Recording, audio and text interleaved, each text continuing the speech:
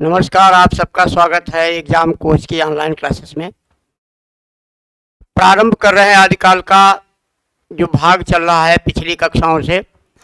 आज उसके अंतिम पावदान पर हम लोग पहुंच रहे हैं। तो पिछली कक्षा में हमने पृथ्वीराज रासों तक चर्चा की थी। अब कुछ और पुस्तकों पर चर्चा करते हैं। अब जैसे इसकी किताब आती है परमाल रासो।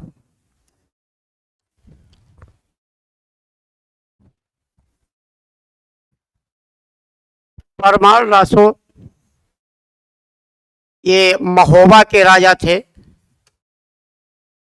महोबा के राजा परमर्ददेव। परमर्ददेव जिन्हें राजा परमल भी कहते हैं, की गौरव गाथा है।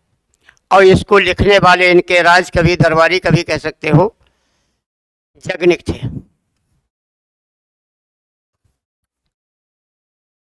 जगनिक के द्वारा लिखा गया परमाल रासो यानी सभी रासो ग्रंथों में जगनिक के द्वारा लिखा गया परमाल रासो सर्वाधिक चर्चित है। आप कह सकते हो उत्तर भारत में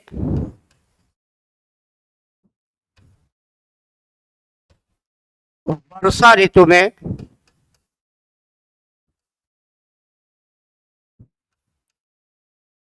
गाया जाने वाला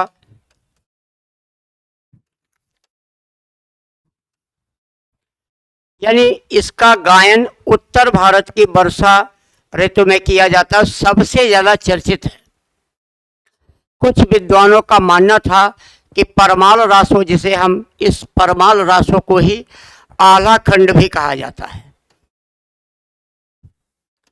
आला खंड ये मूल रूप में उपलब्ध नहीं हुआ, तो किसी अंग्रेज विद्वान ने एटा, इटावा, मैनपुरी, झांसी आदि के कुछ भाट ब्राह्मणों के द्वारा इसका संग्रह कराया। ज्यादातर इसका मौखिक रूप था। इसमें उत्तर भारत के 52 राजाओं की लड़ाइयों का संग्रह है। 52 लड़ाइयां इसमें दी गई हैं। 52 लड़ाई। इसका जो मूल छंद है उसे आला छंद कहते हैं। आला छंद कहा जाता है। महोबा के जो राजा थे, राजा परमाल, राजा परमदेव, इनके घर में पारस पत्थर था। पारस पत्थर ये चंद्रवंशीय क्षत्रिय थे।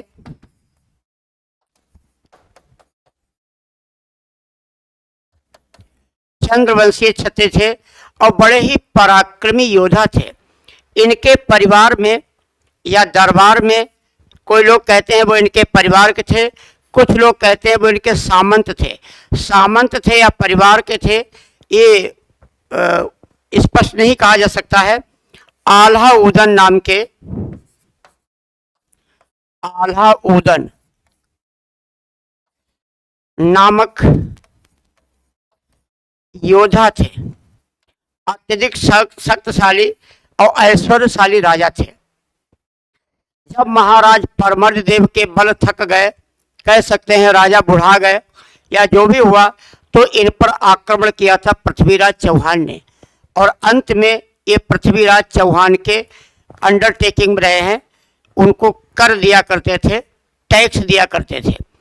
आला खंड के अनुसार कि ये टैक्स राजा देते थे। उस समय जो आल्हा उदन थे वो बच्चे थे। जब आल्हा उदन बड़े हुए और उनको इस बात की जानकारी हुई कि हम दिल्ली के राजा पृथ्वीराज चौहान के सानिध्य में उनको टैक्स देते हैं, या हम उनसे छोटे राजा हैं या उनके क्षेत्र के अंतर्गत आने वाले राजा हैं, तो इन लोगों ने चौहान के साथ युद्ध किया था। आल्हा उदन के पृथ्वीराज चौहान के साथ कई युद्धों का जिक्र इसमें किया गया है। इसका मुख्य रस, जैसा कि सभी रासो काव्य हैं, मुख्य इसका रस वीर रस। वीर रस इसका मुख्य रस है। इसमें अगर हम अलंकारों की बात करते हैं तो अतिशयोक्ति,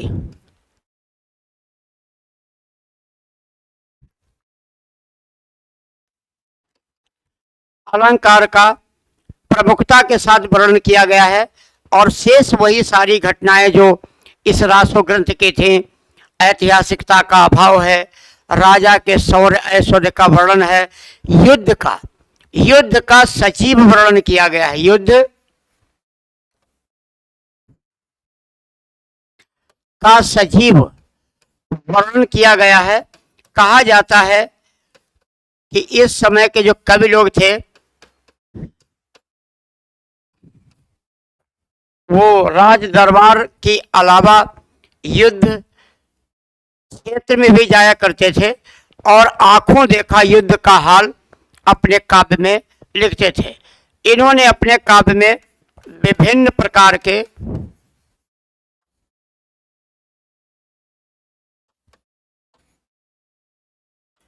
हथियारों का उल्लेख किया है, विभिन्न प्रकार के हथियारों का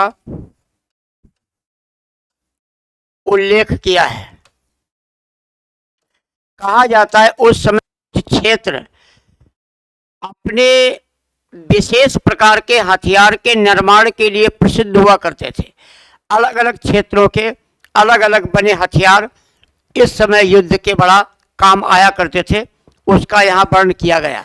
बाकी विशेषताएं अन्य रासो ग्रंथों की तरह हैं, लेकिन इन सभी रासो ग्रंथों में एक रासो ग्रंथ है जो थोड़ा अलग का है। अब थोड़ा उस पर चर्चा करते हैं, वो है बीसर देव रासो। बीसर देव जो रासो ग्रंथ है ये नरपति नाल्ह की रचना है।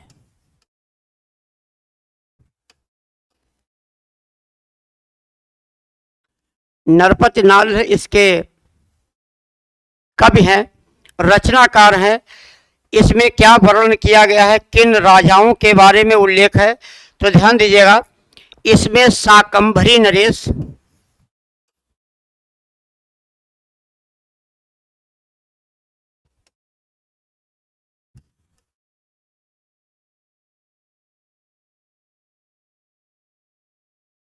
बीसल देव,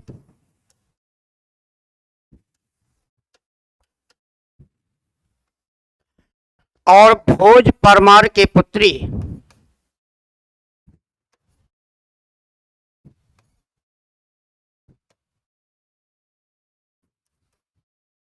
राजमती जो इनकी पत्नी भी थी। इन दोनों के प्रेम, विवाह, वियोग, पुनर्मिलन,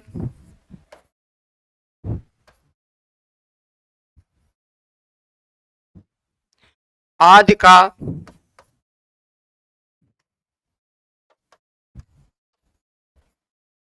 विस्तार से वर्णन है, विस्तार से वर्णन किया गया है। तो यहाँ पर युद्ध या वीर रस को प्राथमिकता नहीं दी गई, इसमें श्रृंगार रस को प्राथमिकता दी गई। ध्यान रखिएगा क्या चीजें परीक्षा के लिए उपयुक्त हैं।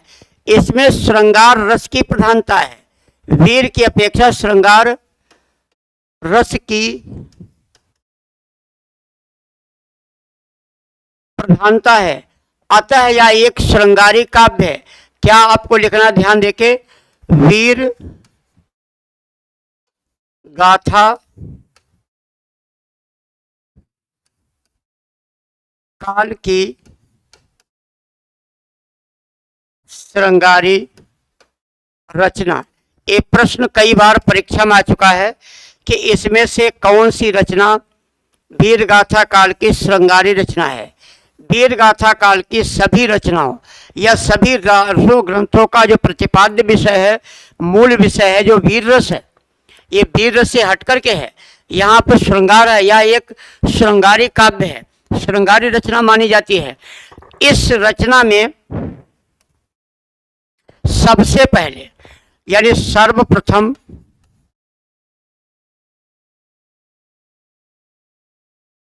इसी रचना में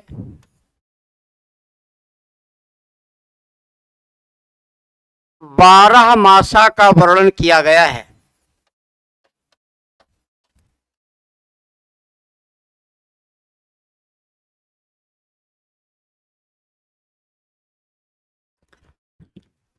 जो यहाँ पे लिखा जा रहा है उसे आप नोट कर सकते हैं। महत्वपूर्ण बिंदुओं को ही यहाँ पे लिखा जाता है। सबसे पहले इसी में 12 मासा का वर्णन किया गया। 12 मासा का मतलब होता है नायक के वियोग में, नायिका वर्ष के 12 महीने, जो हिंदी में 12 महीने होते हैं, वर्ष के 12 महीने किस प्रकार से वियोगावस्था में रहती है। तो वियोग की अलग अलग अवस्थाओं को दर्शाया गया है। यही 12 मासा का वर्णन आगे के सभी कवियों ने किया। यानी 12 मासा की परंपरा यहाँ से शुरू होती है, आगे चल के इसको बहुत से कवियों ने प्रयोग किया है। जैसे मलिक मोहम्मद जैसी, जो कि भक्ति काल के कवि हैं, उनकी रचना है पद्मावत। उन्होंने अपनी रचना पद्मावत में भी नागमती वियोग वर्णन नामक शीर्षक में 12 मासा के माध्यम से नागमती की विरहावस्था का बहुत ही सुंदर और मार्मिक वर्णन किया है उन्होंने। तो 12 मासा की परंपरा इसी काव्य से प्रारंभ मानी जाती है। 12 मासा का वर्णन यहीं से शुरू होता है। तो इस प्रकार आदिकाल की जो रासो रचनाएं हैं, इसमें से बहुत सी अन्य रचनाएं हैं, लेकिन ज़्यादातर जो चर्चा का विषय है वो पृथ्वीराज रासो, परमाल रासो और बीसलदेव रासो। इनकी अपनी अपनी खासियतें हैं, अपने इनके उद्देश्य हैं, इनकी अपनी भाषा शैली है। तो इस पर ज़्यादा आपको विस्तार से समझने की आवश्यकता होती है। इसके अलावा इस काल के अन्य कुछ कवियों के बारे में, अन्य कुछ बातों के बारे में भी आपको बताते हैं। इसी समय एक थे 12वीं 13वीं शताब्दी में अमीर खुसरो।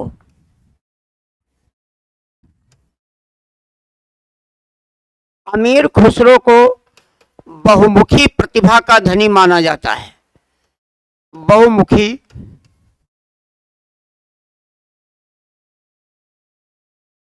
प्रतिभा के धनी थे, बहुत ही योग्यताएं इनके अंदर थी।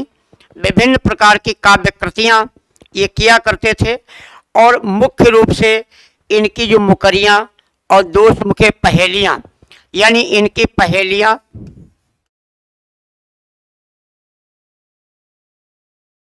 मुकरियाँ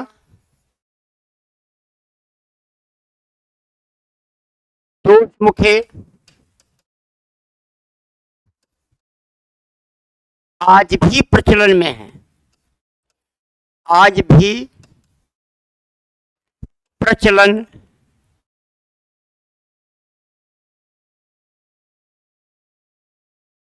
आज भी प्रचलन में है।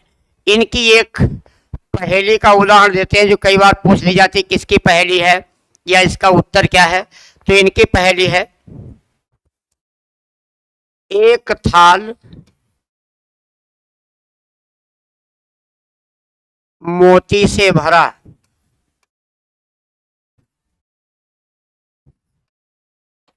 सबके ऊपर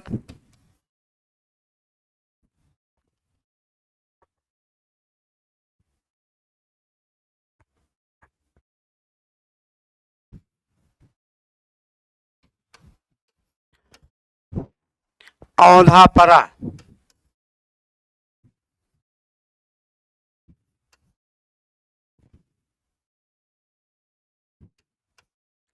एक थाल मोती से भरा, सबके ऊपर औंधा पड़ा, चारों ओर थाल वा फिरे, मोती उससे एक न गिरे।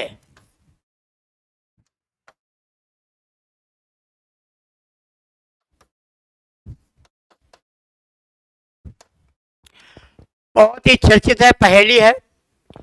अगर कभी पूछा जाए इस पहेली का जवाब क्या है, जवाब भी दिया है, ये आकाश आसमान।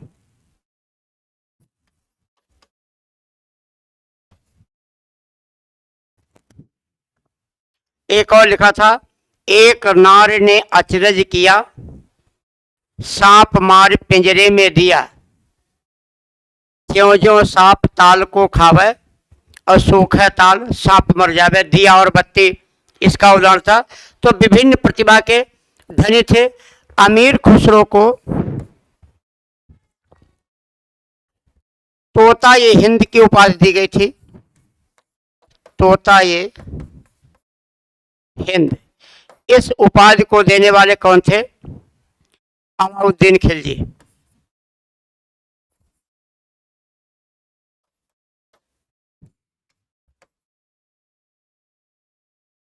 अलाउद्दीन खिलजी ने अमीर खुसरो को तोता हिंद की उपाधि दी थी।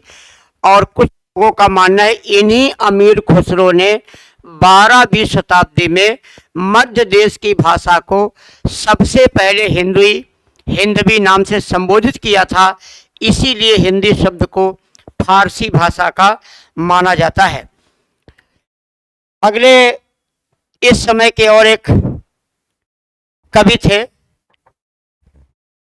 मुल्ला दाऊद।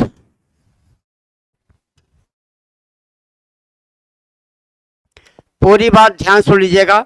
मुल्ला दाऊद की जो रचना है वो चंदायन।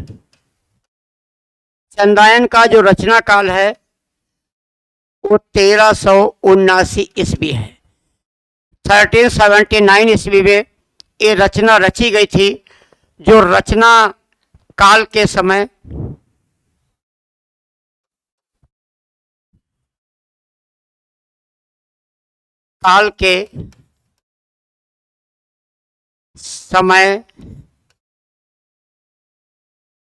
के अनुसार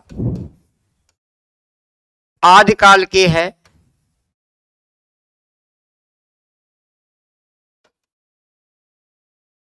परंतु विषय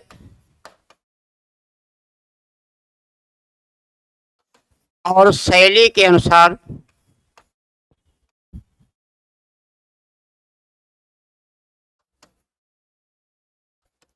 ये रचना भक्ति काल की है।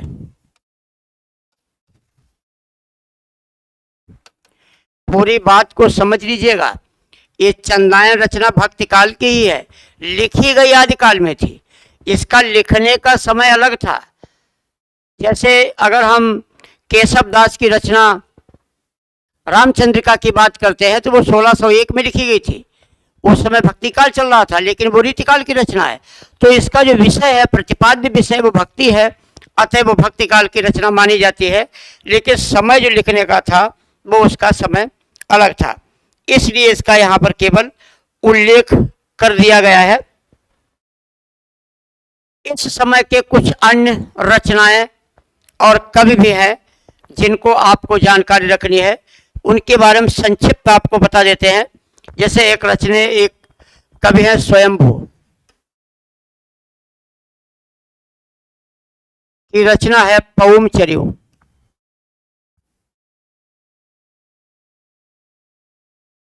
ये अपभ्रंश में लिखा गया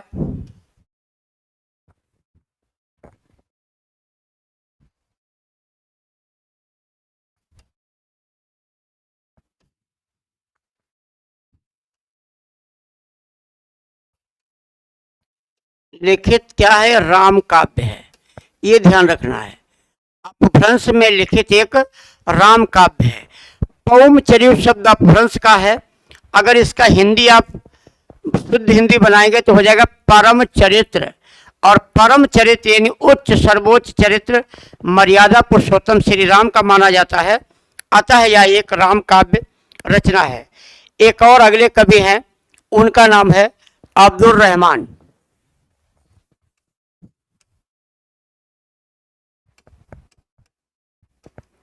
अब्दुल रहमान आदिकाल के प्रथम मुस्लिम संतों में माने जाते हैं। रचना इनकी है संदेश, रासक। क्या ध्यान रखना है, ये इस काल के मुस्लिम संतों में माने जाते हैं। इसके बाद जो रचना आती है उसको देख लेते हैं। वो हेमचंद्र की एक रचना है शब्दानुशासन।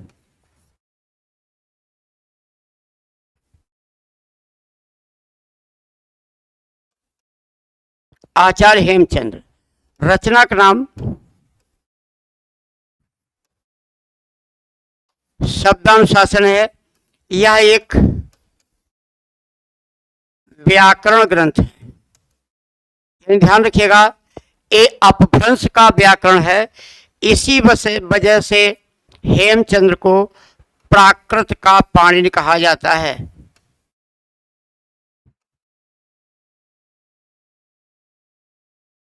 हेमचंद्र को प्राकृत का पाणिनि नाम से जाना जाता है। अगली रचना ज्योतिरेश्वर ठाकुर की है।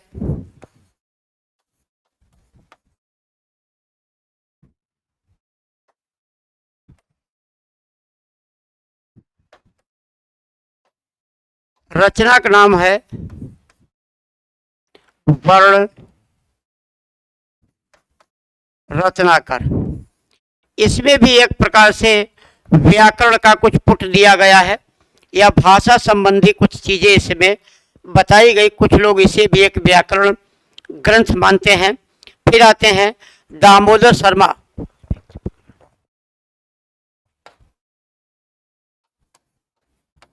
दामोदर शर्मा की रचना है उक्ति व्यक्ति प्रकरण। ये भी एक व्याकरण ग्रंथ है।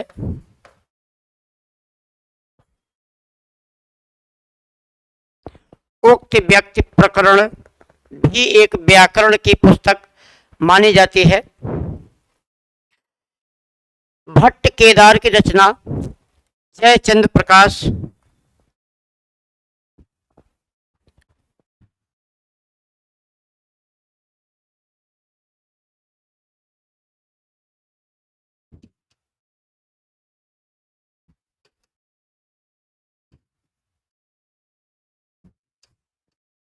भट्ट केदार की रचना को जयचंद प्रकाश इनकी रचना है। और मधुकर कवि की जय मयंक जसचंदिका।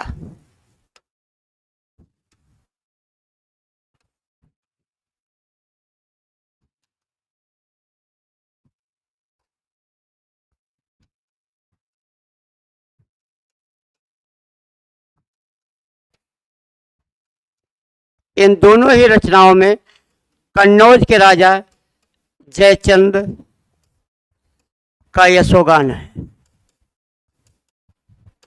कन्नौज के राजा जयचंद का इन दोनों ही रचनाओं में यशोगान किया गया है।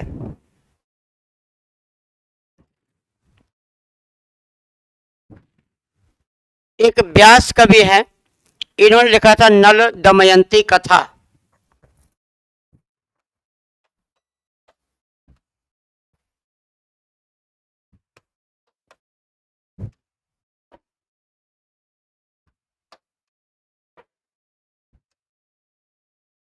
नल दमयंती कथा ये एक प्रकार से जो भक्ति की चीजें थी, महाराज थे, राजा नल थे, उनकी पत्नी दमयंती थी, उन पर किस प्रकार से आपत्ति आती है, इस आपत्ति के समय कैसे वो अपने मित्रों के पास जाते हैं, फिर बाहर जंगल में चले जाते हैं, पुनः मित्र के पास आते हैं अपने नगर में, यानी किस प्रकार से उन्होंने नगर छोड़ा। नगर छोड़ने के बाद वो अपने किसी मित्र के यहाँ गए, उस मित्र के द्वारा उनका समझो तिरस्कार किया गया प्रत्यक्ष अप्रत्यक्ष रूप में। वो जंगल में चले गए और जंगल के बाद फिर वापस आते हैं।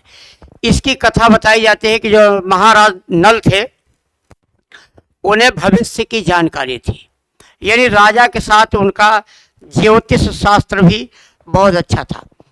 तो उन्होंने अपने बारे में जानकारी प्राप्त की और अपनी रानी से कहा कि देखो रानी, अब हमारे ऊपर यानी हमारा जो समय विपरीत आने वाला है, परिस्थितियां प्रतिकूल आने वाली हैं, तो प्रतिकूल परिस्थितियां आए इससे पहले ही हम लोग सम्मान के साथ किसी भी बहाने से नगर को छोड़ दें और कहीं भ्रमण पर निकल चलते हैं।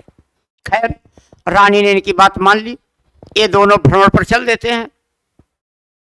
बाहर जाते हैं तो रानी चूंकि राजरानी थी, राजकीय वैभव का उसने प्रयोग किया था, तो उसे जंगल में वन में कुछ कष्ट होता है। तो राजा को सलाह देती है, क्यों न हम किसी अपने मित्र के यहाँ चले, आप अपने किसी मित्र के यहाँ चलो और ये जो बुरा वक्त है उनके यहाँ व्यतीत कर लेंगे, जब हमारा अच्छा वक्त आएगा तो हम अपने नगर को फिर वापस आएंगे। हालांकि राजा ने समझाया कि जब वक्त बुरा होता है तो कोई साथ नहीं देता है, अगर कोई साथ ही दे तो वक्त कहाँ बुरा है। भाई बात तो जैसे आपको कोई तकलीफ, आपको भूख लगी है, अगर कोई रोटी खिला ही दे आपको तो उस भूख का जो एहसास होता है, उसकी जो परेशानी होती है वो आपको फिर हुई कहाँ। तो कहा कि जब वक्त बुरा आता है तब कोई साथ नहीं देता है, इसलिए बुरे वक्त में किसी के यहाँ नहीं जाना चाहिए। लेकिन रानी के कथनानुसार या रानी के दबाव में आकर के, रानी के प्रेम में पड़ करके, कुछ भी आप कह सकते हो, वो अपने मित्र के यहाँ चले गए। मित्र को जैसे पता चला महाराज नल आ रहे हैं, इनका वक्त बुरा है, इस प्रकार उन्होंने कोई स्वागत नहीं किया, बल्कि उनको उस स्थान पर रुकवाया जहाँ घोड़ा वगैरह बनते थे, घुड़साल कहते हैं, रूखा सूखा उनको भोजन दिया। उन्होंने कहा, देखो रानी, यही राजा जब हमारा समय अच्छा था तो राज के सम्मान के साथ मेरा मान करते थे, आज इस प्रकार का मान किया। मैंने कहा था वक्त बुरा हो किसी के यहाँ नहीं जाना चाहिए। इस प्रकार रात्रि में वे राजा रानी फिर जंगल की ओर चले जाते हैं।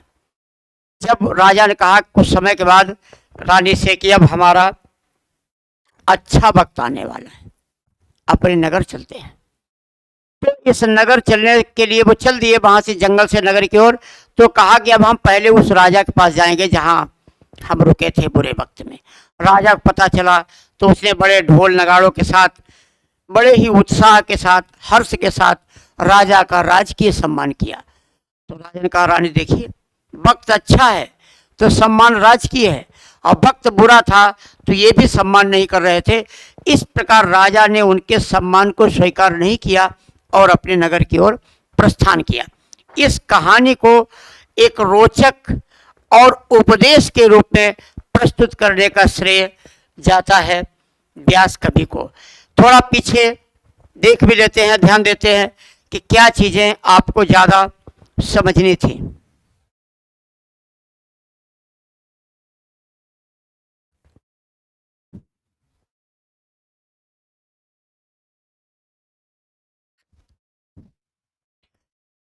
पौमचर्यों पर आपको ध्यान देना है, हाईलाइट भी कर देते हैं।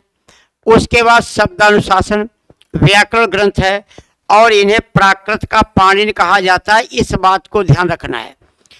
ज्यों तिलेश्वर ठाकुर की रचना वर्ण रत्नाकर के बारे में ज़्यादा नहीं पूछा जाता है, ये भी आ जाता उक्त व्यक्ति प्रकरण, ये किस प्रकार का ग्रंथ है, ये चीज़ भी आपको ध्यान रखना है। और मुल्ला दाऊद की रचना चंदा ने आपको बता दी, केवल रचना काल के समय से ये आदिकाल की है, अन्यथा ये रचना भक्ति काल की मानी जाती है, इसमें किसी प्रकार का संदेह भ्रम नहीं होना चाहिए।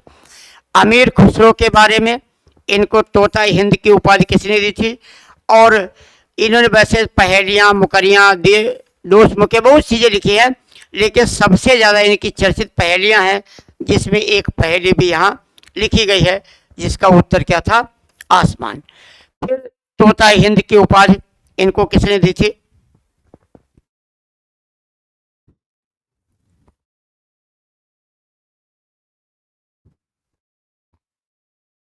इस प्रकार वीर गाथा काल की क्या प्रवृत्तियां हैं, कौन से कवि इसमें रहे हैं, और मुख्य ग्रंथों का प्रतिपाद्य विषय क्या है, किस राजा के बारे में क्या चीज़ें हैं, उन सभी पर चर्चा हमने इस क्लास में और पिछली क्लास में की।